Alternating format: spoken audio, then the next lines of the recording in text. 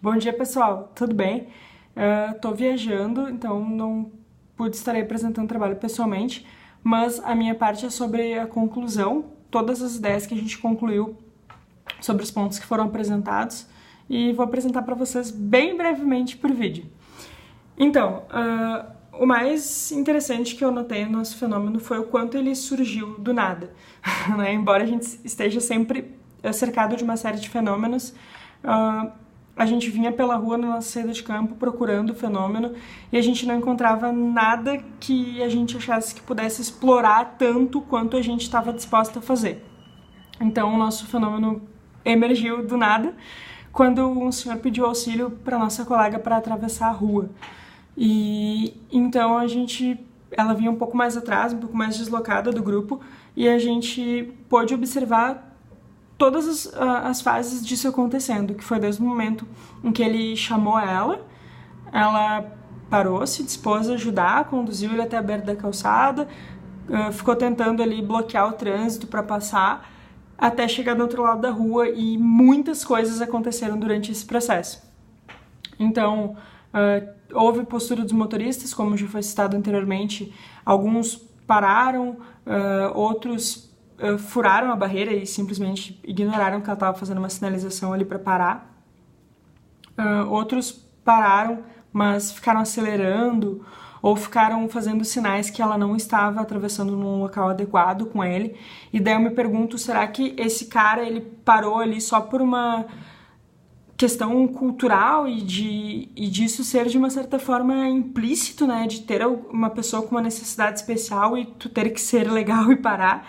Então ele só faz isso porque é uma convenção social e não possui esse bom senso e esse respeito, né? Acho que é um ponto a ser analisado a partir da visão deles do fenômeno, de como eles enxergam isso como um fator que está atrapalhando a rotina deles, que está atrasando o dia deles e que está sendo impertinente por causa disso. Mas isso não é generalizado, com certeza alguns motoristas ali entendem a real necessidade de fazer isso e respeitam esse momento, que seria a conduta normal de se esperar das pessoas, né? Embora contar com bom senso seja sempre uma coisa um pouco delicada. Observamos também a postura dos transeuntes, que eram diversos. Nesse momento em que ocorreu o fenômeno, existiam ali várias pessoas que estavam presentes e que poderiam ter se prontificado a ajudar, mas não fizeram porque nem perceberam o fenômeno acontecer, bem como eu e as outras colegas que estávamos mais à frente e que eu nem sei se ele nos chamou porque eu não ouvi e estava pensando em outras coisas e procurando o nosso fenômeno com as gurias.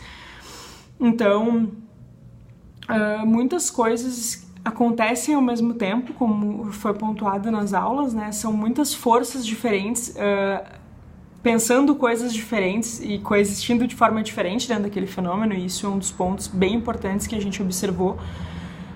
Outra coisa também que eu questionei sobre por que com tantas pessoas ali esse idoso se dirigiu à nossa colega. Então eu identifiquei várias coisas possíveis e, claro, subjetivas, porque a gente precisa relativizar certezas e a gente não sabe, nem tem como saber se algumas dessas hipóteses são reais, mas são hipóteses e eu gostaria de citá-las como: por que a escolha dessa colega? Será que é porque ela estava mais deslocada do grupo e o fato dela estar sozinha facilita uma abordagem? Será que o fato dela ser mulher facilita uma abordagem porque culturalmente as mulheres são mais acessíveis, mais receptivas e mais gentis e isso de uma certa forma facilita a abordagem? Ou será que porque ela ser mulher, talvez na cabeça desse senhor a gente pode ir um pouco mais além historicamente e pensar que é mais fácil porque, teoricamente, as mulheres devem servir aos homens, né? Pensando que esse senhor tinha 70, 80 anos e provavelmente quando ele consolidou seus conceitos sobre a vida e sobre a existência, sobre mil coisas, a forma como esses conceitos eram transmitidos eram um pouco diferentes do que são agora, mas não muito. Mas, enfim, talvez exista também esse conceito da soberania masculina e dessa coisa de, sim, a mulher tem que servir e aquela é a pessoa adequada para me ajudar. É um ponto de vista, não estou dizendo que seja isso, mas a gente está hipotetizando. Ou também pode ser simplesmente por uma memória afetiva, como ele viu ela e talvez tenha lembrado de alguma neta, de alguma filha, e isso fez com que ele se sentisse um pouco mais à vontade para pedir ajuda dela, também é um ponto. E eu quis ir um pouco mais subjetivamente e pensar também sobre os agentes de trânsito, que eles não estavam lá, mas e se eles estivessem? Como seria isso? Será que eles teriam uma abordagem sensível e humana a ponto de auxiliar a parar o trânsito ou auxiliar a atravessar esse idoso? Ou será que eles teriam essa mesma postura de sinalizar que o idoso estava fazendo uma travessia num local inadequado? Então, é bem aberto realmente para o diálogo, para reflexão, né, sobre como seriam outras personagens dentro desse fenômeno. Me perguntei também por que esse idoso estava sozinho ali, né? E nisso a gente pode pontuar 1000 coisas sobre por que ele estar sozinho. Então eu fui procurar a questão do abandono no Estatuto do Idoso e achei um ponto bem interessante onde diz que o abandono de idosos muitas vezes ele é feito de forma inconsciente. Como assim? A gente não percebe, a gente está muito atribulado nas nossas coisas, nos nossos filhos, nos nossos trabalhos, nos nossos ofícios, e a gente faz visitas evasivas e rápidas e a gente nem se atenta para saber se dentro daquela casa daquele idoso tem alguma situação que ofereça risco, se ele precisa fazer alguma atividade de rua como ir ao mercado ou pagar contas, porque eles não usam internet como a gente, ou ao menos a maioria deles não usa. E às vezes os filhos, os parentes não se dão conta disso. Ou não se dão conta de, talvez, colocar alguém ali que possa fazer esse tipo de coisa, e isso gera um custo, e isso é um problema, então a gente convida também uma visão sobre a parte de como os filhos se sentem em relação a isso, né? Então a gente tem mais uma perspectiva do fenômeno, por que daquela pessoa tá sozinha ali naquela situação.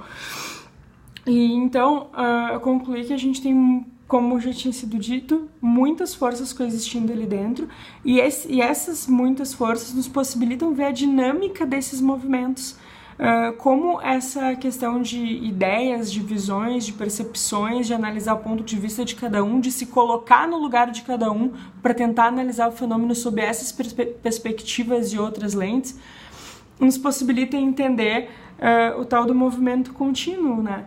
Porque a gente tem várias percepções e essas percepções vão desconstruindo um pouco alguns padrões de pensamento que a gente tem até impostos social e culturalmente.